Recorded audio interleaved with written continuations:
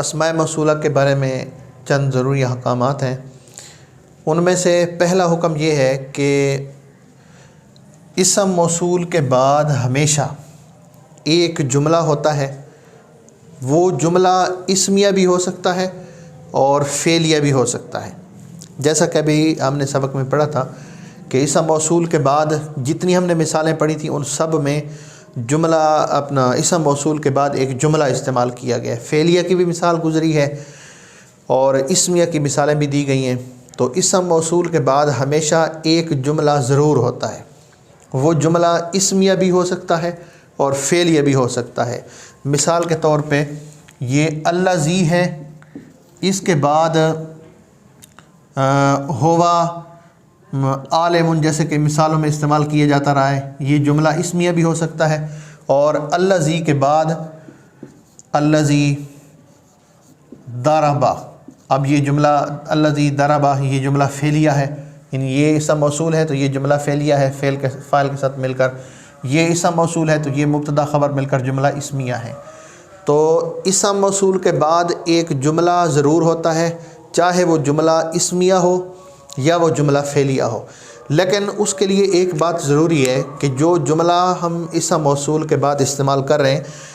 اسمیہ ہو یا فعلیہ ہو، اس کے لیے ضروری ہے کہ وہ جملہ خبریہ ہونا چاہیے، جملہ انشائیہ نہ ہو۔ جو بھی اسم موصول کے بعد ہم جملہ استعمال کر رہے ہیں، چاہے جملہ اسمیہ استعمال کر رہے ہیں یا جملہ فعلیہ ہم استعمال کر رہے ہیں، وہ جملہ اسمیہ ہو یا فعلیہ ہو وہ خبریہ ہونا چاہیے، انشائیہ نہیں ہونا چاہیے۔ اب یہ خبریہ اور انشائیہ ہمارے لیے ایک نئی بات ہے، کیونکہ اس سے پہلے ہم نے جملہ کی دو ہی قسمیں پڑھی ہیں، ایک اسمیہ اور ایک فعلیہ، کہ اسم سے شروع ہونے والا جملہ اسمیہ ہوتا ہے اور فعل سے شروع ہونے والا جملہ فعلیہ کہلاتا ہے۔ لیکن ان کو ہم نے نہیں پڑھا، خبریہ اور انشائیہ۔ تو جملہ خبریہ اور انشائیہ کی تعریف یہ ہے کہ جملہ خبریہ وہ جملہ ہوتا ہے جس کے کہنے والے کو سچا یا جھوٹا کہا جا سکے، اور جملہ انشائیہ وہ جملہ ہوتا ہے جس کے کہنے والے کو سچا یا جھوٹا نہ کہا جا سکے۔ جملہ خبریہ بھئی جس کے کہنے والے کو، جس کے بولنے والے کو سچا یا جھوٹا کہا جا سکتا ہو۔ مثال کے طور پہ ہم کہتے ہیں جی، یا کوئی بندہ کہتا ہے زید قائم، اس کا معنی ہے زید کھڑا ہے۔ اب اگر خارج میں ہم دیکھیں گے، باہر دیکھیں گے، اگر واقعی زید کھڑا ہے تو ہم کہنے والے کو سچا کہیں گے، اور اگر زید کھڑا نہیں ہے تو ہم کہنے والے کو جھوٹا کہیں گے۔ تو یہ ایسے الفاظ ہیں، زید قائم، یا کوئی بھی ایسے الفاظ ہو سکتے ہیں۔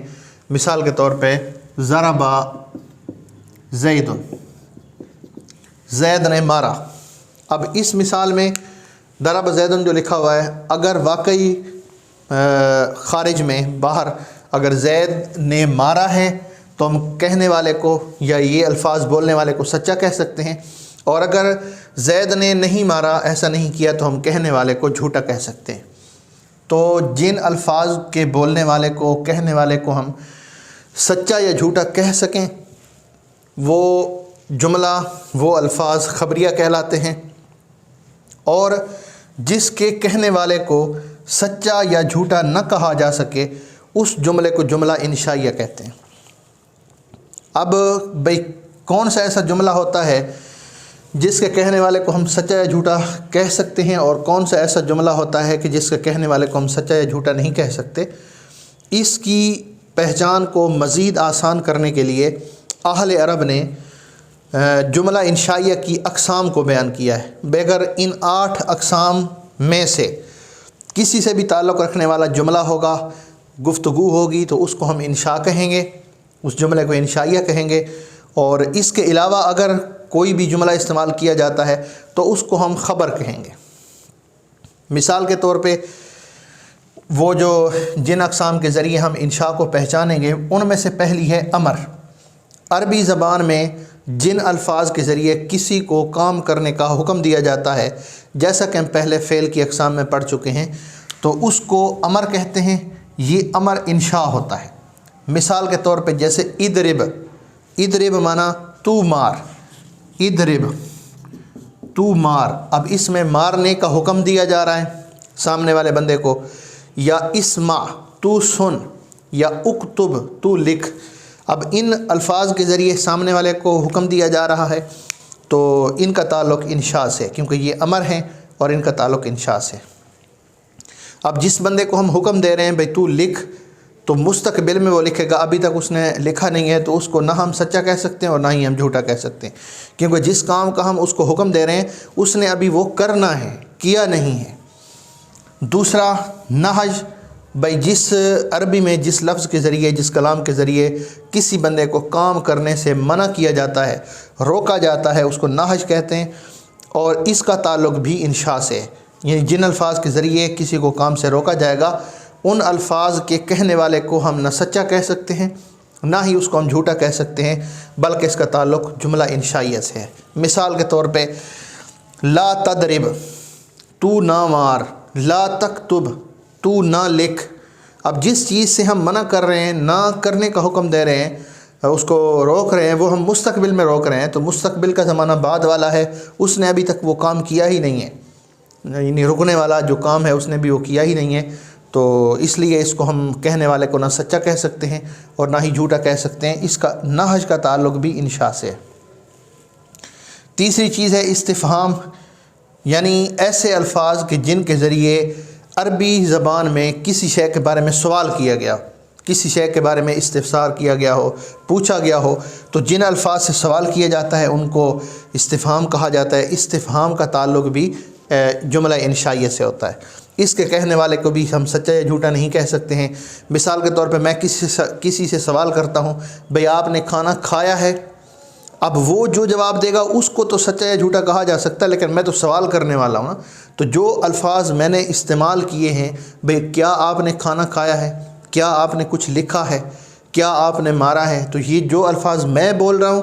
یہ سوال کے لیے ہیں، ان کو استفہام کہا جاتا ہے، اور مجھے ان الفاظ میں سچا یا جھوٹا نہیں کہا جا سکتا۔ چوتھی چیز تمنی،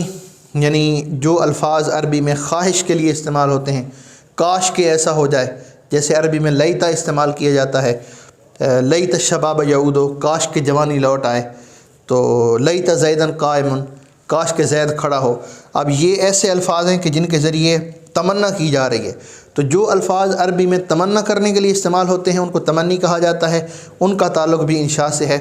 ان کے کہنے والے کو سچا یا جھوٹا نہیں کہا جا سکتا۔ اور پانچویں چیز ترجی ہے، امید،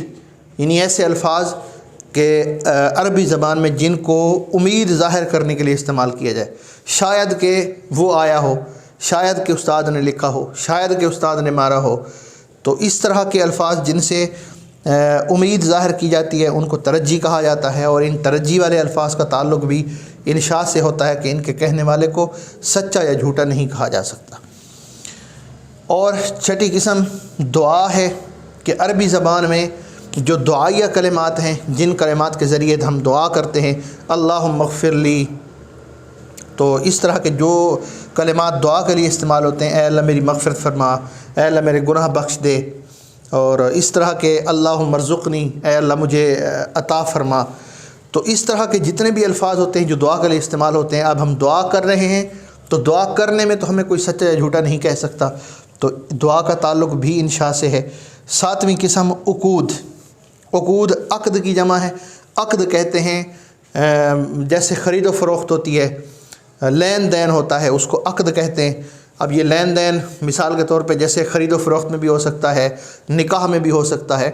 تو لین دین کے طور پر استعمال ہونے والے جو الفاظ ہوتے ہیں عربی میں ان کا تعلق بھی انشاء سے ہوتا ہے۔ جیسے کوئی بندہ کہتا ہے جی بعتو، میں نے بیچا، اشتریتو، میں نے خریدا، نکحتو، میں نے نکاح کیا، تو اس طرح کے جو الفاظ ہوتے ہیں جو لین دین میں استعمال ہوتے ہیں ان کو عقود کہا جاتا ہے۔ ان کے کہنے والے کو بھی سچا یا جھوٹا نہیں کہا جا سکتا، ان کا تعلق بھی جملہ انشائیہ سے ہوتا ہے۔ اور قسم، عربی زبان میں جن الفاظ کو قسم کے لیے استعمال کیا جاتا ہے، جیسے مثال کے طور پہ واللہ لا اضربن، مثال کے طور پہ بھئی اللہ کی قسم میں ماروں گا، تو یا واللہ لا اکتبن، اللہ کی قسم میں لکھوں گا، یا کوئی بھی ایسے الفاظ ہیں کہ جن کو قسم کے طور پر لغت عرب میں استعمال کیا جاتا ہے، عربی زبان میں استعمال کیا جاتا ہے، تو ان کے کہنے والے کو بھی سچا یا جھوٹا نہیں کہا جا سکتا جب تک کہ وہ قسم کے الفاظ بول رہا ہوتا ہے۔ سچا یا جھوٹا تو وہ تب ہوگا کہ جب ان الفاظ کے بعد وہ قسم کو پورا کرے گا یا توڑے گا، اس کے بعد جا کر وہ سچا یا جھوٹا ثابت ہو سکتا ہے۔ جب وہ یہ الفاظ بول رہا ہے اس وقت نہ تو اس کو سچا کہہ سکتے ہیں